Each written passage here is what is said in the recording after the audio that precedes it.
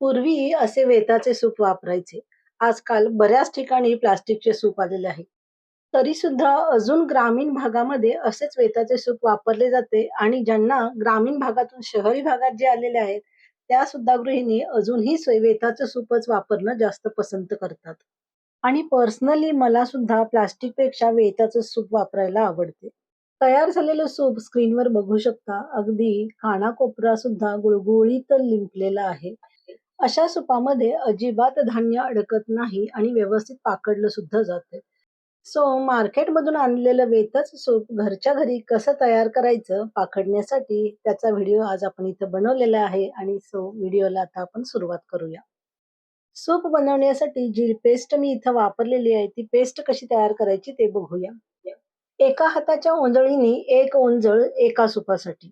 अशा पद्धतीनं मी 2 ओंजळी 2 सुपासाठी घेतलेल्या आहेत आणि कमी पेस्ट पडायला नको म्हणून थोडंसं वर मेथी जास्त घेतलेली आहे. 2 ओंजळ मेथी आपण इथे घेतलेली आहे म्हणून एक न्यूजपेपर मी त्याच्यासाठी वापरलेला आहे.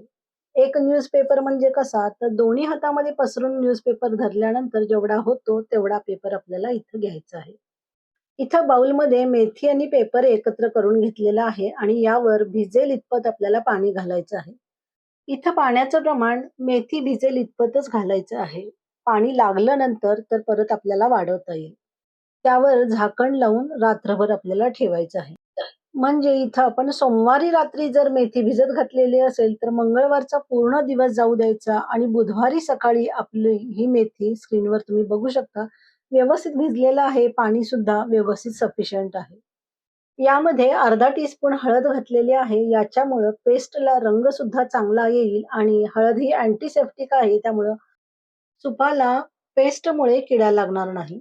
भिजवलेले मेथी आणि पेपर स्क्रीनवर दाखवल्याप्रमाणे मिक्सरमध्ये त्याची पेस्ट करून घ्यायची आहे. हळदीचं प्रमाण तुम्ही अजून थोडं वाढवलं तरी सुद्धा चालेल. अगदी गुळगुळीत आपल्याला फाईन पेस्ट करायची आहे स्क्रीनवर दाखवल्याप्रमाणे. पूर्ण मेथीची आणि पेपरची मी इथं पेस्ट करून घेतलेली आहे.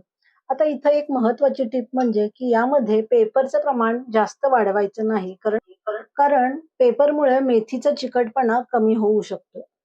म्हणून पेपरचं जे प्रमाण दिलेलं आहे ते इथं परफेक्ट आहे. सगळी मेथीची पेस्ट मी इथं करून घेतलेली आहे. आता सूप कसं लिंपायचं ते पण बघूया. विकत आणलेल्या अशा सुपाला जाळी असते. त्याच्यामध्ये धान्य अडकतं किंवा धान्यामध्ये जर काही टोकं झालेली असतील तर ते सुद्धा त्यामध्ये अडकून बसू शकतात. इथं मलमलच्या कापडाचे 2 छोटे चौकोन मी करून घेतलेले आहेत. कॉटनचंच कापड वापरायचं ज्याच्यामुळे कोपरे व्यवस्थित पॅक होतील. खूप जाड कापड वापरायचं नाही, नाहीतर जाड कापडामुळं सूप वजनाला थोडंसं जड होतंय.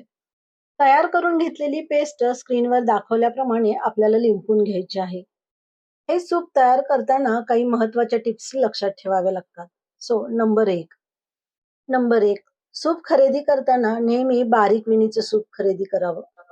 नंबर 2 सूप खरेदी करताना ॲरो करून मार्क केलेले जे पॉइंट आहेत ते व्यवस्थित बघून घ्यावेत आणि ते व्यवस्थित बांधले गेलेले आहेत याची खात्री करावी. नाहीतर बऱ्याच वेळा ते व्यवस्थित बांधलेले नसतील तर पाकडताना त्या कोपऱ्यातून धान्य धान्य खाली पडण्याची शक्यता असते. स्क्रीनवर दाखवल्याप्रमाणे कोपरे व्यवस्थित लिंपणं फार महत्वाचे आहे. कारण कोपऱ्यातून सुद्धा सूप गळण्याची शक्यता असते. टिप नंबर 3 सुपाची विण ही झिगझॅग असते. त्यामुळं डावीकडून उजवीकडं आणि उजवीकडून डावीकडं अशा दोन्ही दिशेने सूप आपल्याला व्यवस्थित लिंपायचं आहे. आता मलमलच्या कापडाचे जे 2 चौकोन तुकडे करून घेतले होते, ते कसे लावायचे ते बघूया. स्क्रीनवर दाखवल्याप्रमाणे आधी मेथीचा लेप देऊन घ्यायचा आणि त्याच्यावर हा चौकोनी तुकडा व्यवस्थित आपल्याला लिंपून घ्यायचा आहे. असे केल्यामुळे वर्षानुवर्षे सुपाचे कोपरे कधीही खराब होत नाही. टिप नंबर 4 कोपऱ्यासाठी जो आपण मलमलच्या कापडाचा तुकडा घेतलेला आहे, तो पातळच घ्यायचा आणि कॉटनचाच घ्यायचा. जर जाड कापडाचा तुकडा घेतला तर सूप वजनाला जड होतं आणि जेव्हा शेतातलं मोठ्या प्रमाणात धान्य असतं त्यावेळी धान्य पाखडताना हात लवकर भरून येतात. ज्या होऊ घातलेल्या गृहिणी आहेत त्यांना कदाचित असा प्रश्न पडेल की मार्केटमध्ये प्लास्टिकचं सूप तयार विकत मिळत असताना हा सगळा खटाटोप करायची काय गरज आहे. कारण अशा प्रकारे तयार केलेलं सूप हे वजनाला थोडंसं हलकं होतं आणि कितीही धान्य पाकडलं तरी हात भरून येत नाही. मोठ्या प्रमाणात शेतातले धान्य ज्यांना पाखडायचं आहे त्यांच्यासाठी अशी सुपं फार उपयोगी पडतात. स्क्रीनवर दाखवल्याप्रमाणे प्रत्येक सुपाचा कोपरा आणि कोपरा आणि प्रत्येक रेषा आपल्याला व्यवस्थित भरून काढायच्या आहेत, ज्याच्यामध्ये अजिबात धान्य अडकणार नाही किंवा जर धान्यात एखाद्या वेळी टोकं झाली, तर ती त्यामध्ये अडकणार नाही, याची काळजी इथं सूप लिंबताना घ्यायची आहे. सुपाची ही बाजू व्यवस्थित लिंपून झाल्यानंतर मागची बाजू सुद्धा आपल्याला व्यवस्थित भरून घ्यायची आहे. हे सूप मी 8-9 वर्षापूर्वी एकदा लिंपलेलं होतं. परत एकदा 8-9 वर्षांनी मला आता लिंपायचं होतं. त्यावेळी मनात विचार आला, की हा व्हिडिओ तुमच्यासोबत शेअर करावा. म्हणून सूप भिजवून मी आधीची पेस्ट लावलेली थोडीशी काढलेली आहे. पेस्ट इतकी घट्ट आणि इतकी परफेक्ट बसलेली होती, की पूर्ण हे पेस्ट काढण्यासाठी मला 4 दिवस लागले. हेच सूप परत दाखवण्याचा उद्देश एवढाच, की हे असं बारीक विणीचं सूप मला जवळपास परत कुठे मिळणार सुपाचे नाहीये. छोटे-छोटे कोपरे आहेत, ते सुद्धा व्यवस्थित सगळे स्क्रीनवर दाखवल्याप्रमाणे पॅक करून घ्यायचे आहेत. आणि हे सूप वापरण्याचा, वेताचं सूप वापरण्याचा उद्देश सुद्धा हा, की प्लास्टिकपासून थोडंसं आपण पारंपरिक किंवा नॅचरल गोष्टीकडे थोडंसं वळूया. इथं पूर्ण सूप लिंपून तयार झालेलं आहे. आता पुढच्या बाजूने जे सूप उचलल्यासारखं होतंय, ते होऊ नये म्हणून त्याच्यावर पुढच्या बाजूला स्क्रीनवर दाखवल्याप्रमाणे खलबत्ता ठेवायचा आहे. याच्यामुळे सुपाला मध्ये खड्डा पडत नाही आणि पाकडलेली जी गोष्ट आहे, जी पुढं काढून टाकायची आहे, ती सहज वारे काढून टाकली जाते.